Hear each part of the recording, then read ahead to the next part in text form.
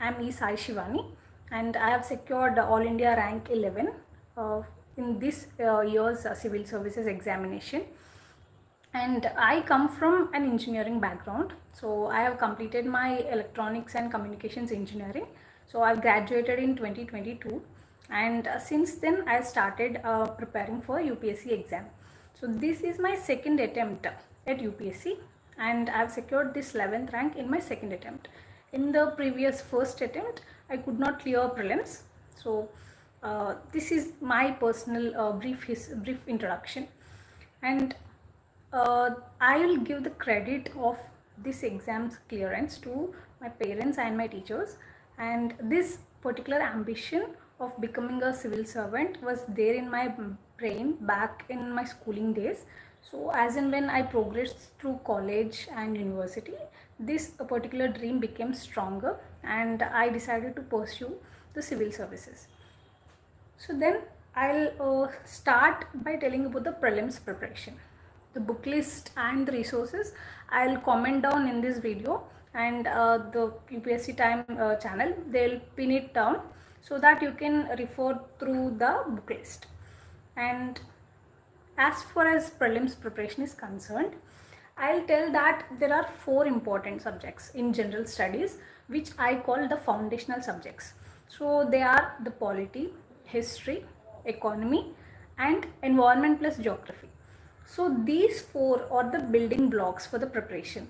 Once you are strong with these 4, the portion of your prelims paper, the GS paper especially, becomes very easy for you, because the static understanding of these subjects is very important. And when it comes to the CSAT paper, we know that there are 2 sections, the reading comprehension and the math part. I'll come to the process of preparation and solving those papers in a while. So first, let me discuss what is needed for prelims preparation. So first things first, certain subjects are very important, so much so that you have to revise them thoroughly. So for example, let's take polity as a subject. So many of us are coming from other different educational backgrounds, not just humanities. So we have very little understanding of these subjects initially. But as and when we go through the preparation, we understand these subjects. It is important that we collect important data or important topics from these subjects and revise them time and again. For example, if we take polity, we have the articles, the constitutional articles, and we have the important chapters like parliament, center-state relations, and some things like miscellaneous things like the amendments. We remember a lot of these, but initially what happens is that we feel it a lot, like literally we feel that there are a lot of topics or these minute factual information to memorize. So for that, you have to break down the syllabus into different aspects. For example, I used to just note down what are all the important polity articles, constitutional articles. For example, say we know the fundamental rights and directive principles, but what are beyond them? So we have some other articles like 356, the emergency articles, and in between also we have some important articles. So I used to make one A4 size sheet, and on which I used to write all the important articles by myself. I understand that there are already certain maps and this factual data sheets that are available online, but I prefer writing it by our own selves, because in this process we not only just give it a glance, but few informations and these little factual things, they get seated in our brain. So I advise candidates to write on their own. So it is not too much, just a single page of articles. Once you write them and paste it on your wall, you can give a glance to it every day, and naturally you will be aware of many of the important polity articles. So this is something to do with the factual stuff. And there are similar things for the other subjects like the maps for geography, wherein we have the map pointing for rivers, mountains, and all of them. And also if we take the environment subject, so we have the national parks, endangered species, and wildlife sanctuaries or biosphere reserves. What are all the national parks and protected areas included in one particular biosphere reserve? So all of these important topics, you can just make maps and you can give it a glance each and every day, so that this kind of information gets seated in your brain, and this also will act as an engaging activity for you in the prelims preparation. And other than that, if I talk about the economy, the subject economy, as we know, this subject is very practical. So while you are preparing economy, make your topics or make your static very clear, and once you're clear with your static, you can solve certain questions. And here I'll recommend you to solve a book called Eco 550, so in which there are almost 500 plus MCQs on various economy topics. So once you are done with your economy syllabus, you can just practice those MCQs, and this will make your conceptual understanding far better. And there are other important subjects like geography, wherein static understanding, crystal clear understanding of topics is very clear. So accordingly, you can schedule your preparation days, and you can plan the number of hours or number of days for different subjects according to your own interest. And when it comes to CSAT, firstly, in my first attempt also, I did not clear the CSAT cutoff. So it was 66.66, I guess. So I did not clear that also. So there are certain changes that I did in my second attempt. For example, I started understanding different topics that are handpicked by the UPSC to ask in the prelims CSAT paper. For example, in 2023 ka paper, we have seen that number system questions were asked a lot, and also probability, permutations and combinations. So questions from these topics are asked more in number. So I observed that these topics are very much important. So for the 2024 attempt, I prepared these topics, and additionally I also prepared the percentages and other important topics. So what is the material for preparation for CSAT? There is no absolute material, but yes, you can understand, you can identify the PYQ themes. So from each of these topics, just identify what are the PYQs given and try solving them. After you solve them, you have to make a proper sheet. So for example, I'll show you what I made. So this is one sheet wherein I have written what are the common mistakes, common traps in CSAT. Like, I'll upload it soon in my Telegram channel. So there are certain important references that I have noted in this. So for example, check all the numbers given in the question. So these are certain minute mistakes we do under the pressure of those 2 hours. So for example, blood relation questions. So we tend to forget the gender after identifying the answer. So that is something. And for statement type questions and something like the overlook type mistakes. So there are certain traps and mistakes that we do. And similar is the thing for reading comprehension. See, I have also made something similar to this for reading comprehension.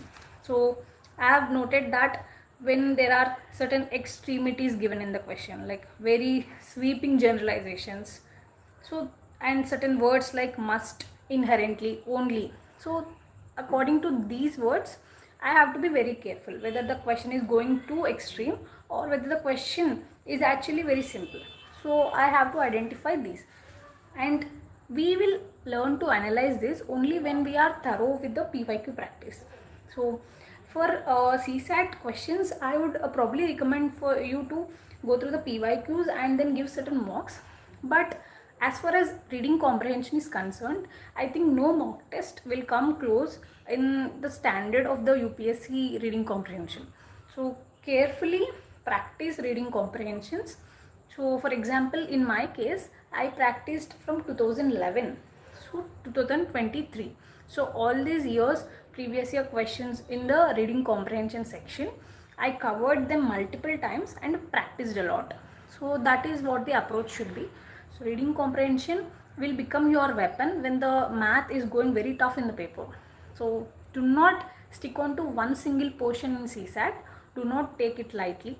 Give it due amount of practice. And it's fine if you come from a good math background or whatsoever, but give it a decent amount of time. So practice PYQs and analyze different traps that are given in the questions, and according to that you can prepare. And the next segment in the prelims preparation will be probably the current affairs part, and there is a lot of confusion regarding this as well, because current affairs is a lot, and we seldom forget how much to read and how much to leave. This becomes a very important question, and here I'll advise you something. So first, as we start preparing for the UPSC exam, we all start with the newspapers. So firstly, you have to take one newspaper as a base and read it consistently. So why this newspaper is important is because you read the static concepts in different subjects, and this newspaper reading will make you understand the linkages between static and the current, and that is how the continuity, the flow, and the momentum in your preparation picks up. And you have to use compilations for revisions. This is because you cannot make your own newspaper notes every day, because it kills a lot of time. You have to read the static, complete the optional, practicing test, and whatso. So you have to be very careful here. You just read newspaper on a daily basis for just knowing things and making interconnections between your static and the current. And after a month, you will get different monthly compilations from various institutes. For example, I followed the Vision IAS monthly magazines, monthly current affair magazines. So in them, I used to read it section by section. Suppose under polity there are certain current affairs given, under economy certain are given. So going through them, I will just underline or highlight whatever is important. And if I am reading newspaper daily, I will be knowing for sure that this particular news item has appeared some time before. So I'll make special emphasis on that important topic and also write some value addition points there. So this is how I'll read the current affairs. And remember, for prelims, for the point of view of the prelims, current affairs are needed, especially for international relations, for knowing government schemes, covering science and technology questions, and mapping. So these particular segments of prelims will be covered through current affairs preparation. So this is how you have to go through the current affairs. And if I have to tell you broadly how to sum up the prelims preparation, so firstly, revision becomes a very important key, because we read a lot, and when you have to apply the data, apply the information that you have read through different subjects in prelims, you need to analyze the questions in the exam. So for that, revision a lot of times is very important, and for that the process of revising is also important. For example, when we open the book of polity, it is our normal habit that we will start from the start, like the first chapter itself, the historical background and the different colonial era laws and all of that. But we commit a mistake, because once we start with the very first chapter in the book, until we read the important topics, we are almost drained out, we become exhausted. So that is how we place a lot of emphasis on topics which are not so important in the exam point of view, but we end up giving very less time to the topics that are actually important for the exam. So you see the parliament, the chapter parliament is somewhere in the part B or something in the Lakshmikant. But what you start for the revision is the colonial era laws in the historical background chapter. So this is where we are committing mistake. So I analyze this mistake, and then for each of these subjects that we have to study for the prelims, I identified some priority areas. So whenever I open the book for revision, I will read the priority topics first. So then on, I will read the remaining topics. In this way, I will ensure that the most important topics are covered first. So my strength area becomes stronger. So this is a priority area sheet that I have prepared. So under this there are different subjects. So under each of these subjects I have mentioned different topics that are important in the precedence manner. So for example, in history, if I open modern history, I'll read 1929 to 1947 period first. Then I'll read the period of 1885 to 1929. So this is how I scheduled or I analyze different priority areas in each of the subject, and then I used to revise it. And one important tip that I can give you for prelims is that active recalling is the one technique that will help you save a lot of time and also gain confidence in revising prelims part. For example, in this active recall technique, we just close the book and we just mention, take a rough notebook, and then, or you can practice it without any notebook also. For example, there is a topic called preamble. So you will close your book and you will start remembering what is important about preamble. So there are different keywords in the preamble like the sovereign, socialist, secular, etc. And there are also different dates given. One date is given, that 26th of November 1949. That is what is given in the preamble. And there are certain Supreme Court judgments like the Berubari Union case, LIC case, Keshwananda Bharti case, which are related to the preamble. So this is how you will start remembering the important dates, facts, associated information related to that particular topic. And whenever you feel that you forgot something, then you will open that book and you will analyze where you are forgetting the topics. So then you will underline that particular important information, or you will read it again and again so that you will memorize that. So this is how your revision should look like. It should look like an active engaging with yourself rather than simply opening the book and reading for a lot of time. So this active recall method has personally helped me in strengthening my weak areas and also analyzing certain important things in the preparation. And broadly, I'll give you 4 important steps for prelims. For example, the static becomes very important. Number of times we undermine the importance of static and we'll give a lot of emphasis on current affairs. But you see, current affairs is never ending. No matter how much you read in the current affairs section, there is only something that can appear in the paper, prelims GS paper. So you see, the return on investment on current affairs is very less. On the other side, if you have a good understanding of the static, you can solve a lot of questions through intelligent guessing, analysis of the options, etc. So keeping these things in mind, you should actually put more emphasis on static. Keep in mind, like, you need to have certain 3 cycles of static revision, and then PYQ analysis becomes important, and giving mock test, and also the current affairs. And there is also a dilemma regarding the giving mock test, like, is it mandatory to give prelims mock test, or like, which institute ka mock test should I join, queries like that. So for that, I'll give you just one example. I have practiced the Vision IAS free PDFs available on the internet. So these were the mock test of the previous year, not the current year. So what I did was, the schedule was given and the mock test schedule also given. So I used to read those topics, the static topics, and I used to attempt the test in an exam-like condition.